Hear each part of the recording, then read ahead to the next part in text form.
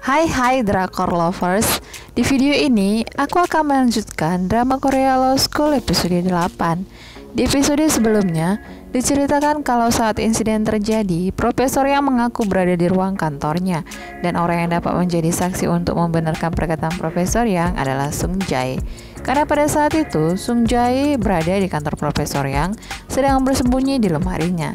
Nah, untuk tahu kelanjutan ceritanya di episode 8, tonton video ini dan bantu channel ini dengan cara klik subscribe ya teman-teman. Terima kasih.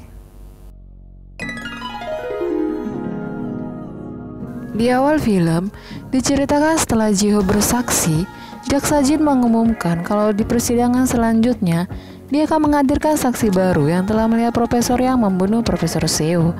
Tapi, Jaksa Jin masih merahasiakan identitas saksi tersebut dengan alasan untuk melindungi saksi dari Profesor Yang. Kemudian scene berpindah keluar ruang sidang, di mana Junwi menemui Jiho dan memberikan rekaman pembicaraan wartawan kalau Jaksa Jin lah yang telah membocorkan informasi terkait kasus perusahaan ayahnya. Setelah mendengarkan rekaman, Junwi dan Jiho mendatangi dua wartawan yang ada dalam rekaman Junwi. Dan tanpa basa-basi, Jiho langsung ke topik pembicaraan kalau dia akan menuntut Jaksa Jin atas publikasi tuntutan pidata.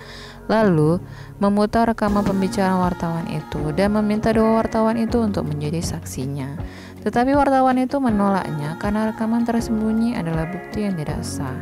Lalu Jiho mengeluarkan HP-nya dan memberitahu kalau dia telah merekam pembicaraan mereka semua di mana terdapat suara Jiho, Junwi, dan dua wartawan tersebut.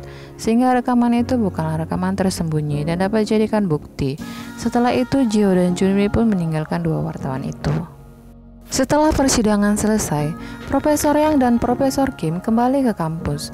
Di kampus, Profesor Yang menunjukkan rekaman CCTV ke Profesor Kim dan menyatakan kalau orang yang ada dalam rekaman tersebutlah yang mengambil laptopnya.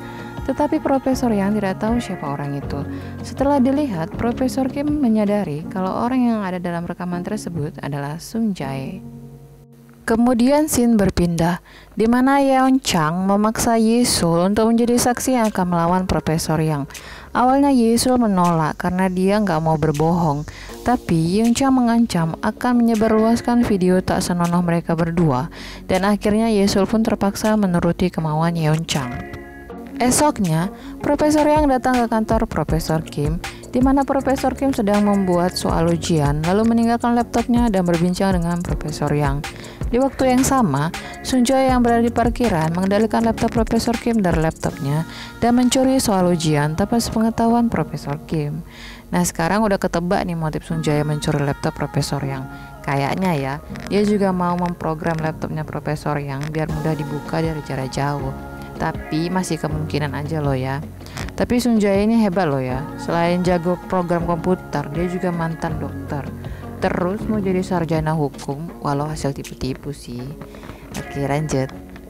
Kemudian scene berpindah ke sidang ketiga Profesor Yang, di mana Yesul maju untuk menjadi saksi, dan dalam kesaksiannya, Yesul mengatakan kalau Profesor Yang memasukkan narkoba ke kopi Profesor Seo, lalu mengancamnya agar tidak memberitahukan kepada siapapun tentang perbuatannya.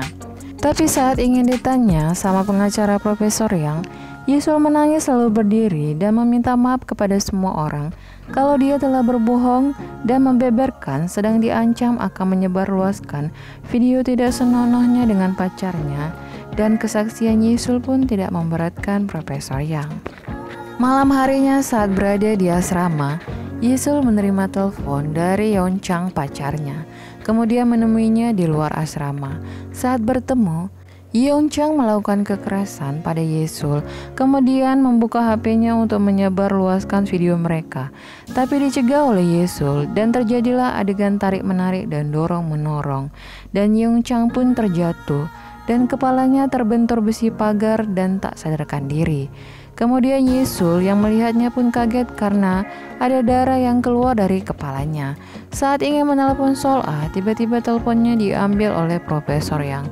Itulah akhir dari episode 8. Kira-kira apa yang akan terjadi ya pada Yesul? Apakah dia akan dilaporkan? Dan kayaknya Sung Jae belum berani jadi saksi ya. Nah, untuk tahu yang terjadi selanjutnya, kita tunggu aja di episode 9. Thanks for watching and bye-bye.